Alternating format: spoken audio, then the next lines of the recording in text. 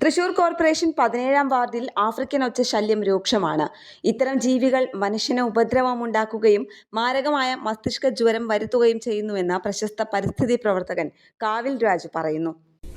രാക്ഷസ ഒച്ച് അഥവാ ആഫ്രിക്കൻ ഒച്ച് നമ്മുടെ കേരളത്തിൽ പടർന്നു പിടിക്കുകയാണ്. നിരവധി ജീവികൾ പ്രകൃതിയിലുണ്ടെങ്കിലും ഇത്തരം ജീവികൾ മനുഷ്യർക്ക് വളരെയധികം ബുദ്ധിമുട്ടുണ്ടാക്കുകയും മാരകമായ മസ്തിഷ്ക ജ്വരം വരുത്തുകയും ചെയ്യുന്നുണ്ട്.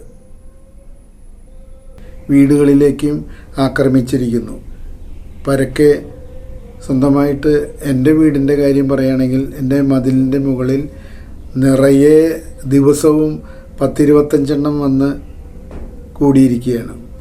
ഇതുപോലെ ഓരോ വീടുകളിലുണ്ട്. തൃശ്ശൂർ കോർപ്പറേഷൻ്റെ 17-ാം വാർഡിലുള്ള മിക്ക വീടുകളിലും ഈ ഒച്ച് ശല്യം വളരെയധികം വർദ്ധിച്ചിരിക്കുകയാണ്. ഇതിനൊരു പരിഹാരം കണ്ടെത്തുവാൻ എന്താണ് എന്നുള്ളത് കോർപ്പറേഷൻ അധികാരികളും അറിയാവുന്നവരും ചിന്തിക്കാവുന്നതും പ്രവർത്തിക്കാവുന്നതുമാണ്. ഈ ജീവികൾ ഏതെങ്കിലും തരത്തിൽ മനുഷ്യന് ഉപകാരമുള്ളവയാണെന്ന് ഇതുവരെ ആരും കണ്ടുപിടിച്ചിട്ടുമില്ല.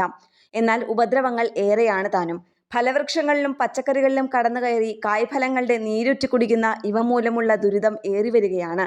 ഉപ്പും മഞ്ഞൾപ്പൊടിയും വിതറി ഇവയെ തുരത്തിയാലും ശാശ്വത പരിഹാരം കാണാനാകുന്നില്ല.